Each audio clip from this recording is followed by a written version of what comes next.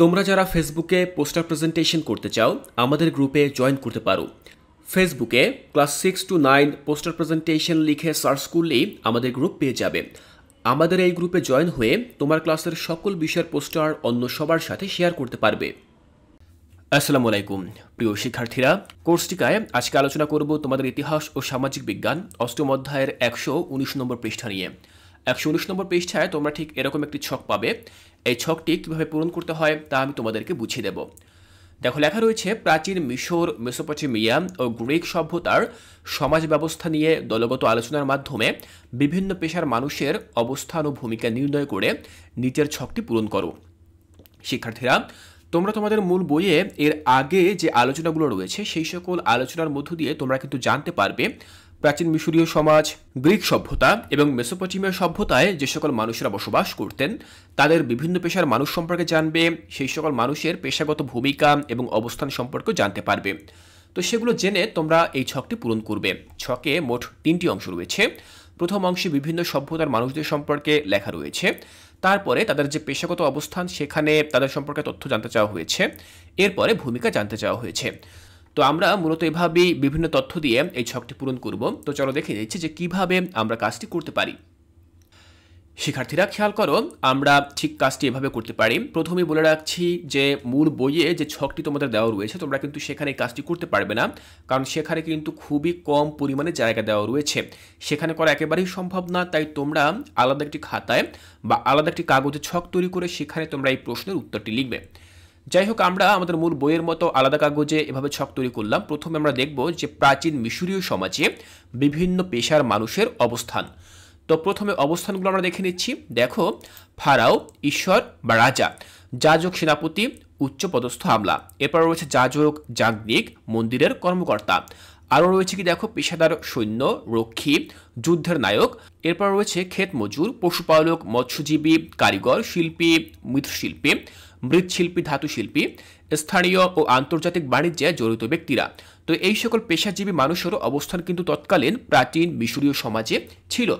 এরপরে আমরা দেখব তাদের ভূমিকা, অর্থাৎ ওই সকল পেশাগত মানুষদের ভূমিকা কী ছিল। প্রথমে আমরা জানব শাসক ও উচ্চপদস্থ কর্মকর্তাদের সম্পর্কে। আমি লিখেছি ফারাও ঈশ্বর বা রাজা সমাজের সর্বোচ্চ নেতা ছিলেন। তিনি আইন তৈরি, যুদ্ধ পরিচালনা এবং ধর্মীয় নেতৃত্ব দিয়েছিলেন। যাজক সেনাপতি এবং উচ্চপদস্থ আমলা ফারাওকে সাহায্য করেছিলেন। তো আমরা জানলাম শাসক ও উচ্চপদস্থ কর্মকর্তা তাদের ভূমিকা কী ছিল। এরপর ধর্মীয় ব্যক্তিত্বদের কী ধরনের ভূমিকা ছিল সেটি আমরা জানব। যাজকরা দেবতাদের পূজা করতেন, ধর্মীয় অনুষ্ঠান পরিচালনা করতেন এবং মানুষকে মৃত্যুর পরবর্তী জীবন সম্পর্কে শিক্ষা দিতেন। যাজ্ঞিকরা দেবতাদের উদ্দেশ্যে উৎসর্গ বলিদান করতেন। মন্দিরের কর্মকর্তারা মন্দিরের সম্পত্তি ও কার্যক্রম পরিচালনা করতেন। এই ছিল ধর্মীয় ব্যক্তিত্বদের কাজ। এরপরে আমরা দেখব সৈনিকদের কাজ কী ছিল। পেশাদার সৈন্যরা রাজ্যকে রক্ষা করার জন্য যুদ্ধে লড়াই করেছিল। রক্ষীরা রাজা, উচ্চপদস্থ কর্মকর্তা এবং গুরুত্বপূর্ণ স্থানগুলিকে রক্ষা করেছিল। যুদ্ধের নায়করা তাদের সাহস ও দক্ষতার জন্য বিখ্যাত ছিল।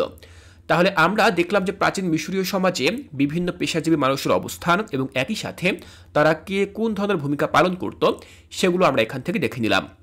শিক্ষার্থীরা, তোমরা ছকের লেখা দেখে বুঝতে পারছো যে এখানে কিন্তু অনেক বেশি পরিমাণে লেখা রয়েছে, যা আমরা আমাদের মূল বইয়ে যে ছক রয়েছে সেখানে কিন্তু চাইলেও লিখতে পারবো না। তাই অবশ্যই আমাদেরকে আলাদা কাগজে ছক তৈরি করে সেখানে কিন্তু লিখতে হবে।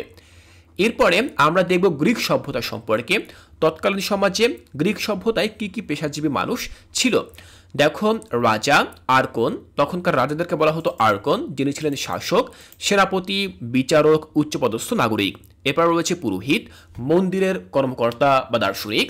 এরপর আরও রয়েছে পেশাদার সৈন্য, নাগরিক, সৈন্য, যুদ্ধের নায়ক, কৃষক, পশুপালক, মৎস্যজীবী, কারিগর, শিল্পী মৃৎশিল্পী ধাতুশিল্পী তাঁতি।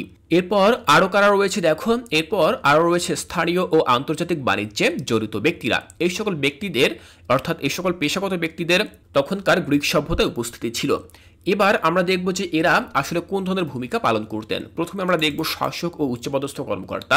তো গ্রিক সভ্যতায় রাজা সমাজের সর্বোচ্চ নেতা ছিলেন। তিনি আইন তৈরি, যুদ্ধ পরিচালনা এবং বিচারিক ব্যবস্থার তত্ত্বাবধান করেছিলেন। আর্কন বা শাসক, সেনাপতি, বিচারক এবং উচ্চপদস্থ নাগরিক রাজাকে সাহায্য করেছিলেন। এবার রয়েছে ধর্মীয় ব্যক্তিত্ব। তো তারা কি করতেন? পুরোহিতরা দেবতাদের পূজা করতেন, ধর্মীয় অনুষ্ঠান পরিচালনা করতেন এবং মানুষকে নীতিশাস্ত্র ও নৈতিকতা সম্পর্কে শিক্ষা দিতেন। মন্দিরের কর্মকর্তারা মন্দিরের সম্পত্তি ও কার্যক্রম পরিচালনা করতেন। দার্শনিকরা জীবন, মহাবিশ্ব এবং জ্ঞানের প্রকৃতি সম্পর্কে চিন্তা ভাবনা করেছিলেন। এই ছিল ধর্মীয় ব্যক্তিত্বদের কাজ। এরপরে দেখো সৈনিকদের কাজ কি ছিল। পেশাদার সৈন্যরা রাজ্যকে রক্ষা করার জন্য যুদ্ধে লড়াই করেছিল। নাগরিক সৈন্যরা যুদ্ধের সময় রাজ্যকে রক্ষা করার জন্য ডাকা হতো। এরপরে দেখো যুদ্ধের নায়করা তাদের সাহস ও দক্ষতার জন্য বিখ্যাত ছিল। আমরা সৈনিকদের ভূমিকা সম্পর্কে জানলাম। এবার সবশেষে আমরা জানব মেসোপটেমিয়া সভ্যতায় যে সকল পেশাগত মানুষেরা ছিলেন তাদের অবস্থান এবং ভূমিকা। তো সেই সমাজে কারা ছিল? দেখো রাজা, পুরোহিত, সেনাপতি, উচ্চপদস্থ আমলা এরা ছিলেন। পুরোহিত মন্দিরের কর্মকর্তা, জ্যোতিষী, পেশাদার সৈন্য, রক্ষী বা যুদ্ধের নায়ক, কৃষক, পশুপালক, মৎস্যজীবী, কারিগর, শিল্পী, মৃৎশিল্পী, ধাতু শিল্পী এবং স্থানীয় ও আন্তর্জাতিক বাণিজ্যে জড়িত ব্যক্তিরা এরা ছিল তৎকালীন সমাজে। এবার তাদের ভূমিকা আমরা দেখে নেব। প্রথমত আমরা দেখে নেব শাসক ও উচ্চপদস্থ কর্মকর্তা। তো মেসোপটেমিয়া সভ্যতায় রাজা সমাজের সর্বোচ্চ নেতা ছিলেন। তিনি আইন তৈরি, যুদ্ধ পরিচালনা এবং ধর্মীয় নেতৃত্ব দিয়েছিলেন। পুরোহিত, সেনাপতি এবং উচ্চপদস্থ আমলা রাজাকে সাহায্য করেছিলেন। এবার দেখো ধর্মীয় ব্যক্তিত্ব। তো পুরোহিতরা দেবতাদের পূজা করতেন, ধর্মীয় অনুষ্ঠান পরিচালনা করতেন এবং মানুষকে জ্যোতির্বিদ্যা সম্পর্কে শিক্ষা দিতেন। মন্দিরের কর্মকর্তারা মন্দিরের সম্পত্তি ও কার্যক্রম পরিচালনা করতেন। এবার দেখো সৈনিক, তারা কি করতেন? পেশাদার সৈন্যরা রাজ্যকে রক্ষা করার জন্য যুদ্ধে লড়াই করেছিল। রক্ষীরা রাজা, উচ্চপদস্থ কর্মকর্তা এবং গুরুত্বপূর্ণ স্থানগুলোর পাহারায় নিয়োজিত থাকত। তাহলে শিক্ষার্থীরা, তোমরা দেখলে যে কিভাবে আমি তোমাদের সামনে এই ছকটি পূরণ করে দেখালাম। আমি আশা করছি তোমরাও খুব সহজেই এই ছকটি খুব ভালোভাবে পূরণ করতে পারবে। এর পরবর্তী ক্লাসে আমরা চলে যাব মূল বইয়ের পরবর্তী পৃষ্ঠায়, অর্থাৎ 120 নম্বর পৃষ্ঠায়। সেখানে আমরা ঠিক এরকম একটি ছক পাবো। এই ছকটি তোমরা কিভাবে সম্পন্ন করবে তাও আমি তোমাদেরকে বুঝিয়ে দেব। তাই কোর্সটি গায়ে এর পরবর্তী ক্লাসগুলো দেখার আমন্ত্রণ জানিয়ে আজকের এই ক্লাসটি এখানেই শেষ করছি।